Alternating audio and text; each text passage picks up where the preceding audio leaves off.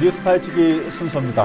청주 내수에서요, 어제 오전, 그러니까 새벽 시간대인데 50대 남성이 숨진 채 발견이 됐습니다. 이 소식 자세히 알아보겠습니다. 우선 어떤 내용입니까? 어제였는데요. 청원경찰서에 따르면 어제 새벽 5시 48분경에 그 내수 한 배수로에서 한 남성이 쓰러져 있는 것, 결국 이제 사망을 했는데요. 숨져 있는 것을 보고서 그 인근 주민이 이것을 발견한 다음에 바로 112에 신고를 한 사건입니다. 아침 6시가 되지 않은 시간이면 아직 좀 어두운 시간이었을 텐데 일을 하러 나갔던 건지 아니면 전날 밤에 집에 아직 돌아오지 못한 이런 어떤 정황들은 아직 밝혀지지 않고 있는 상황이시죠. 일단 어떻습니까? 외상 흔적들은 없는지 먼저 좀 궁금하군요. 아무래도 배수로에서 발견되다 보니까 거기 이제 콘크리트가 있을 것 같아요.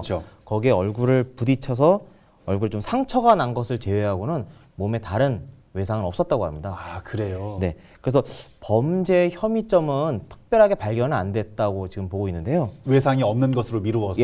그래서 하지만 이런 경우에도 이제 그나마 혹시라도 타살의 가능성이 있을 수 있기 때문에 국립과학수사연구원에 부검은 의뢰할 계획이라고 합니다. 안 그래도 좀 그 부분을 여쭤보려고 했어요. 일단 외상이 있다면 흔적이나 상태를 봐서 어떤 사건일까라는 것들을 추정을 해볼 수 있는데 외상이 없다고 해서 살해 가능성이 아예 없다 또 이렇게 볼 수도 없잖아요. 그렇죠. 살인 가능성 이런 부분도 염두에 두고 수사를 벌이겠죠, 아마도. 그렇죠. 왜냐하면 그 외상으로만 사람이 꼭 죽는 게 아니라 약이라든지 어떤 독극물 그런 걸 통해서 충분히 사망했을 수도 있잖아요. 그리고 우리가 육안으로 볼 수 없는 다른 신체 부위에서 또 그런 살해 흔적, 어떤 상해 흔적 등이 또 발생될 수 있기 때문에 그런 걸 이제 과학적으로 인과관계를 입증하기 위해서 국립과학수사연구원에 부검을 의뢰를 하는 겁니다. 이런 측면에서 부검은 반드시 필요하겠군요. 다만 경찰에서는 이 A 씨 이제 사망한 사람 몸에서 아마 술 냄새가 났던 것 같아요. 그래서 술을 마시고 귀가하다가 변을 당한 것으로 지금 추측은 하고 있습니다. 그렇군요. 그러니까 여하튼 지금 확실하게 나와 있는 건 없어요. 실족을 해서 본인이 잘못해서 이렇게 됐든지 자살을 했든지 살해 가능성이 있든지 여러 가지 지금 가능성을 다 열어놓고 부검 결과를 가지고 좀 수사를 벌여 이런 방침인 모양이군요. 맞습니다.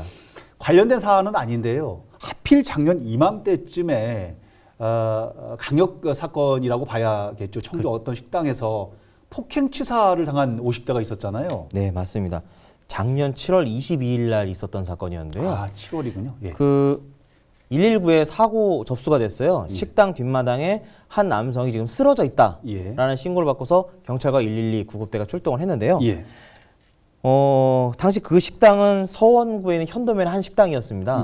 근데 현장에 와서 그 피해자를 확인해 봤는데 그 현장에서 이미 사망한 상태였습니다. 앞서 소개한 사건하고는 전혀 관계가 없는 사건이지만 이런 강력 사건도 있다 해서 시청자분에게 좀 소개를 해드리는 건데 당시 저 외상 흔적, 저 피해자에 대한 외상 흔적도 좀 궁금한데 어떤 흔적들이 발견이 됐나요?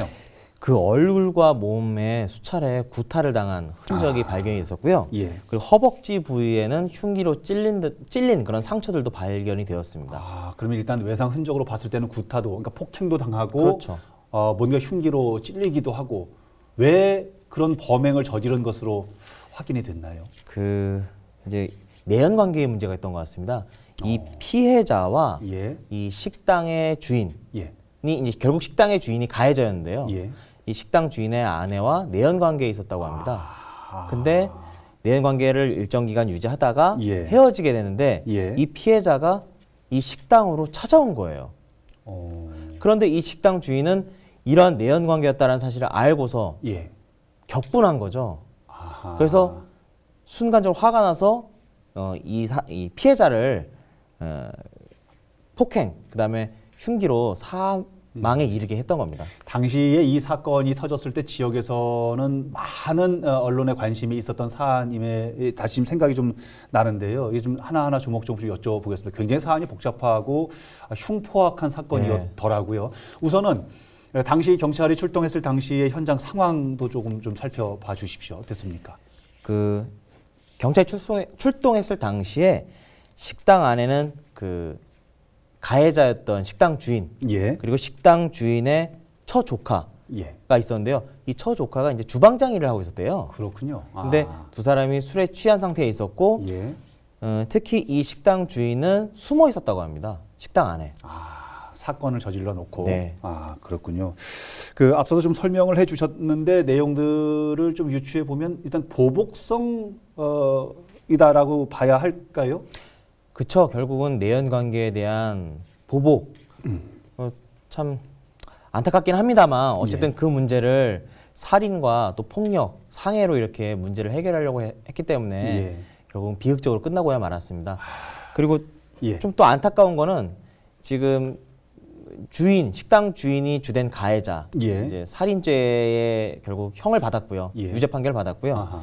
그 외 처조카는 결국 이제 공범으로서 처벌을 받았는데요. 예. 그 외에 식당에서 일하고 있던 종업원 여자분들이 있었는데요. 예. 이분들도 역시 같은 공범으로, 즉 살인죄는 아니지만 공동 폭행 내지 감금으로 이제 유죄 판결을 받았어요. 그분들께서 이 살인 사건에 가담을 했다는 얘기입니까? 종업원들도? 그러니까 어떤 식으로 가담을 했냐면요. 예. 이 피해자가 도망가려고 했대요. 피해자가. 예, 그렇죠. 위협을 가하니까 그럴 수 도망가겠죠. 있지요, 당연히. 그런데 경찰서에 따르면 예. 그 처조카였던 그 주방장 일을 주방장. 하고 있던 그 예. 사람이 잡았대요. 못 도망가게 막았대요.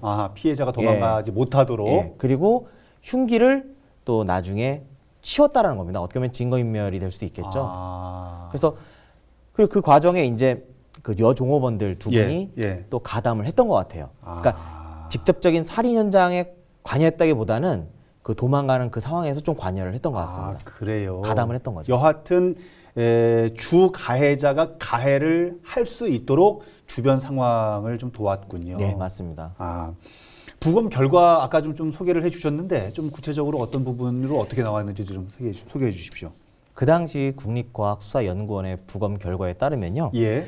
복부 자상으로 인한 과다출혈로 사망한 것으로 이렇게 의학적 소견이 나왔습니다. 앞서서 변호사님이 잠깐 그 소개를 해주셨을 때는 그 허벅지에 찔린 뭐 흔적도 있었고 네. 폭행 흔적도 있었다는데 복부에도 네, 흉기로 그런 상황이었군요. 어쨌든 지금 주 가해자가 있고 주 가해자가 가해를 할 수 있도록 도운 뭐 종업원들도 있다고 이제 했는데 네. 재판의 선고 결과가 각각 좀 다른지 궁금하고 어떻게 나왔는지도 궁금합니다. 어떻습니까? 일단 식당 주인이었던 그 가해자에 대해서는요. 예. 1심에서 징역 12년이 선고됐습니다. 12년. 예, 죄명은 살인죄였고요. 예. 근데 이거에 대해서 나는 살인의 고의가 없었다라고 이 가해자가 다시 항소를 했었어요. 예. 근데 결국 항소심에서 그 주장이 받아들이지 않았고요. 그냥 1심 징역 12년이 그대로 유지가 됐습니다. 그렇군요. 그리고 또 공범이었던 그 3명에 대해서도 예. 공동 그 폭행 그리고 감금죄 등으로 유죄 판결을 받았는데요. 그 각각 가담 정도에 따라서 형량이 다 차이가 있었는데 1년 6월에서 5년 이렇게 차등적으로 실형이 선고가 됐었습니다. 많이 가담하면 좀 높고 네. 단순 가담을 하면 좀 적은 걸로. 우리 주변에 이런 강력 사건들이 좀 없어야 되는데요. 자꾸 이런 일들이 벌어져서 걱정이 많습니다. 네. 알겠습니다. 참 다시 한번 좀 주변을 좀 돌아보고 서로를 좀 생각하는 그런 시간들이 있었으면 좋겠다는 생각을 해봅니다. 다음 사건으로 넘어가 보겠습니다.